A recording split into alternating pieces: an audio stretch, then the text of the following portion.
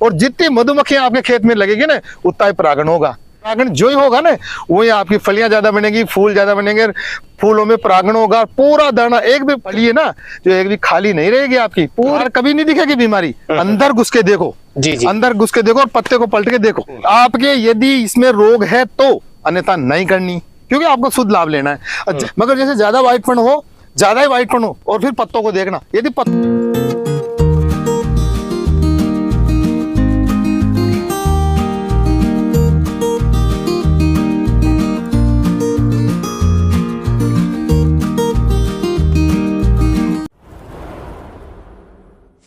किसान भाइयों नमस्कार। फार्मिंग चैंपियंस यूट्यूब चैनल पर आप सभी किसान भाइयों का हार्दिक स्वागत है। तो किसान भाइयों एक बार फिर से मैं पहुंच चुका हूं नाडला बाबा कृषि फार्म पे, जो कि स्थित है राजस्थान के जयपुर डिस्ट्रिक्ट में, और मेरे साथ में आप एक अनुभवी किसान भाई को देख सकते हैं। तो किसान भाइयों इस स्टेज पे, जो स्टेज आपको दिख रही है, इस टाइम फूल भरपूर चालू है। तो जब फूल बनते हैं, फलियां बनती है अपने खेत में, सरसों की खेती में, तो सबसे ज्यादा किसान भाई गलती इस स्टेज पे करते हैं। अब किसान भाई सोचेंगे यार हमने तो पानी भी चला दिया, काफी मात्रा में, अच्छी मात्रा में यूरिया भी डाल दिया, सल्फर भी डाल दी, कई किसान भाई जिंक भी डालते हैं, जिंक भी डाल दिया, तो अब हमसे गलती क्या हो गई? हमने अच्छी केयर भी की, पानी भी सही टाइम पे दे दिया।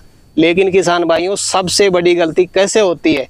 इसमें गलती ये होती है, सबसे बड़ी गलती होती है देख रेख की। अगर आप लगातार अपने खेत में नहीं जाते, देख रेख नहीं करते, तो इसी में सबसे बड़ी गलती हो जाती है और आपका जो प्रोडक्शन है वो इसी वजह से घटता है। क्योंकि पिछले 10 दिन से आप देख रहे हैं लगातार मौसम खराब है, कहीं पे बादल हो रहे हैं, कहीं पे बारिश हो रही है, कहीं पे बहुत ज्यादा धुंध है, काफी ज्यादा ओस गिर रही है। तो इसी से क्या आपकी जो सरसों में सबसे बड़ा नुकसान होता है वो इसी वजह से होता है। तो इस वजह से क्या नुकसान हो सकता है, आपको क्या सावधानी बरतनी चाहिए, कैसे देख रेख करनी है, अगर वो समस्या आपकी सरसों में है तो आपको क्या उपाय करना है, आज के वीडियो में हम सर से जानने वाले हैं। तो वीडियो को कंप्लीट देखें, वीडियो में काफी अच्छी नॉलेज आपको मिलने वाली है। वीडियो पसंद आए तो लाइक शेयर करें, और जो किसान भाई हमारे चैनल पर पहली बार आए हो चैनल को सब्सक्राइब करें। तो आइए किसान भाइयों आज का वीडियो शुरू करते हैं। सर नमस्कार। नमस्कार, राम राम किसान भाइयों। मैं बनवारी जी नाडला बाबा कृषि फार्म से मैं बिलोंग करता हूँ जी। मेरा गांव गरुड़वासी, तहसील कोटखावदा, राजस्थान का रहने वाला हूँ जी। तो सर जी सरसों की खेती का, खासकर सरसों के बारे में शुरुआत से बहुत ही शानदार जानकारी किसान भाइयों को दी है। किसान भाइयों ने काफी पसंद भी किया आपकी जानकारी को, लेकिन इस स्टेज पे किसान भाई मेरे हिसाब से काफी ज्यादा चूक कर सकते हैं, उनका प्रोडक्शन घट सकता है। तो मैं सबसे पहले जानना चाहूंगा जो मौसम का मिजाज रहा पिछले 10 दिन से, हाँ जी, इससे क्या नेगेटिव असर हो सकता है अपने सरसों के क्रॉप पे? देखो किसान भाइयों, मैंने शुरू से एंड तक आपको इस चैनल के माध्यम से जानकारी दी है और सर आए हैं, इनका धन्यवाद है। मैं भी चाहता हूं कि मेरे माध्यम से किसान भाइयों आप तक सटीक जानकारी जाए जी। तो ये जो आपने जो शुरू से मैंने बताया, खाद ये दो वो दो, खाद वगैरह सारा पाउडर का भी मैंने बताया था, आप पूरी स्टेज पे आ चुके हो। और अब मेरे पास किसान भाइयों को ये कॉल आ रहे हैं कि सर हमारी सरसों में फूल आ गए, हम क्या दें, कौन सा खाद दें, कौन सा क्या करें।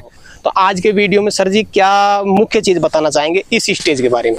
देखो जैसे किसान भाइयों ने कॉल किया ना मेरे को, काफी करके मैंने जवाब भी दिया और काफी करके दे भी नहीं पाया जी, क्योंकि समय कम रहता है। काफी कॉल आते हैं मेरे पास, मैं अटेंड भी करता हूँ। तो किसान भाइयों अब देखो अपन आ गए स्टेज पे जी, बिल्कुल। जब फूल आ गए, पूरी फलियां भी बनने लग गई। अब क्या अपना धन, प्रॉफिट जी, शुभ लाभ जिसको बोलते हैं जी, बिल्कुल शुभ लाभ, अब आपको शुभ लाभ मिलने वाला है। इस शुभ लाभ का मतलब मैं ऐसे कह रहा हूँ, शुभ लाभ का मेरा मतलब ये कि आपको शुद्ध हानि नहीं और शुद्ध लाभ मिले जी। तो किसान भाइयों सबसे पहले तो आप अपने खेत में जाएं और खेत में जाकर के अपने पौधे को कैसे चेक करना है आप देख सकते हैं। तो किसान भाइयों अपने खेत के अंदर जाना है, पहले ये देखना अपने को कि अपने पत्ते के पीछे देखो।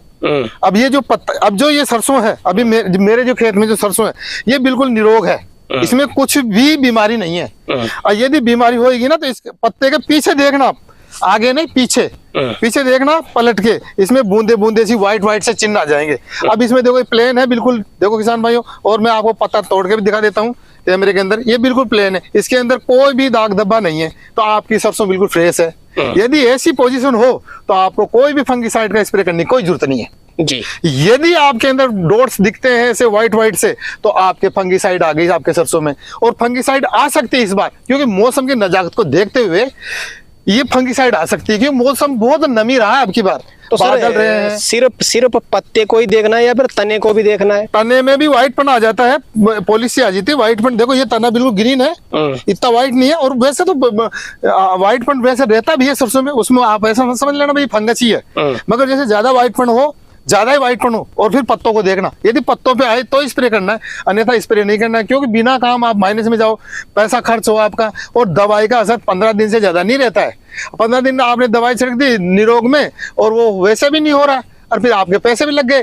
15 दिन बाद में फिर आपके फंगस आ गई, फिर आपको डबल करना पड़ेगा। मैंने कई किसान भाइयों को मेरे पास कॉल आए, सर मैं तो वो यूट्यूब पे देखा था और मैंने तो जिंक सल्फेट और यूरिया मिक्स करके पत्तों पे छिड़काव कर दिया, गीले में तो उनके पत्ते पीले पड़ गए। तो क्या नहीं करना चाहिए?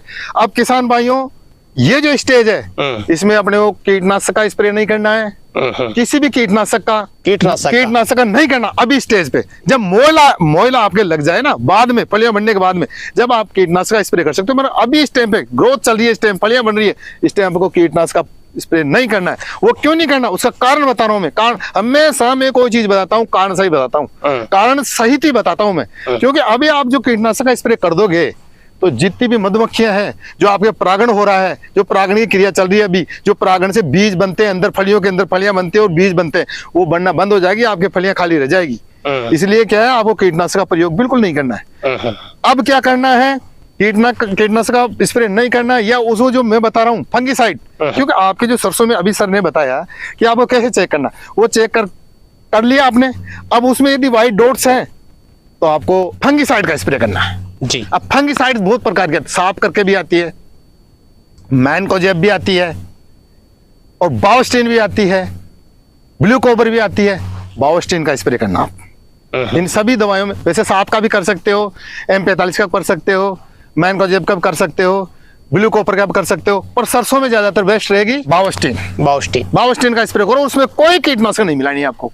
आपके यदि इसमें रोग है तो, अन्यथा नहीं करनी, क्योंकि आपको शुद्ध लाभ लेना है। जब अब आप जैसे दवाई का स्प्रे कर दिए, बायोस्टिन का स्प्रे कर दिया, और आपके बीमारी है ही नहीं, 15 दिन के अंदर उस दवाई का असर खत्म हो जाएगा। 15 दिन बाद फिर फंगस लग जाएगी आपके, तो आप 2-2, 3-3 बार स्प्रे करोगे क्या? आप देख रेख करो। मैन सर ने बताया ना कि अभी जिम्मेदारी क्या है आपकी, अभी जिम्मेदारी है आपकी फसल को देख रेख करो। सुबह उठो, घूमो फिरो, और अंदर बाहर कभी नहीं दिखेगी बीमारी, अंदर घुस के देखो। जी। अंदर घुस के देखो और पत्ते को पलट के देखो। जैसे मान लो किसान भाई बायोस्टिन का स्प्रे करना चाहता है, तो पर लीटर कितना ml बायोस्टिन ले सकता है?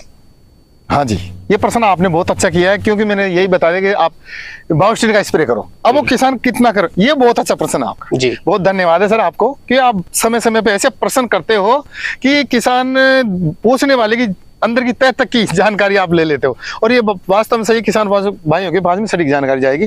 किसान भाइयों, मैं आपके भाषा में समझाता हूँ। ML तो आप समझोगे भी नहीं, छोड़ो उस ML को भी, क्योंकि अपन तो किसान है देश के, अपन तो ऐसे उस भाषा में समझते हैं, बोर्ड वर्ड में। बिल्कुल। तो मैं आपको समझाऊं, जैसे माचिस रहती है ना अपनी माचिस, उसकी एक डिब्बी होती है, उसको पूरी को भर लो और 15 लीटर टंकी आती है, उसमें आप मिला लो।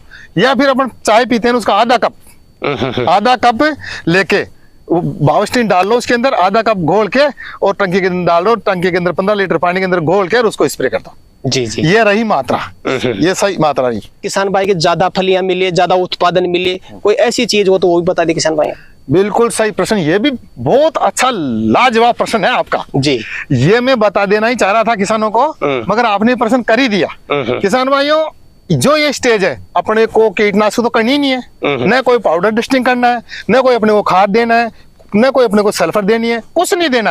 आप दे सकते हो तो आप ये दे सकते हो कि अपनी सरसों फ्रेश है ना, तो आप क्या है, 1 कप हनी लेना, 1 कप हनी जी, और उस हनी को 15 लीटर पानी में, 15 लीटर टंकी में मिला के, मगर टंकी फिर बार बार मैं यही कह रहा हूँ, टंकी वो फ्रेश लेना जो कभी उससे खरपतवार नहीं छिड़की, वो फ्रेश टंकी होना चाहिए। बिल्कुल, नहीं तो आपकी सरसों कुकड़ी हो जाएगी, उत्पादन घट जाएगा।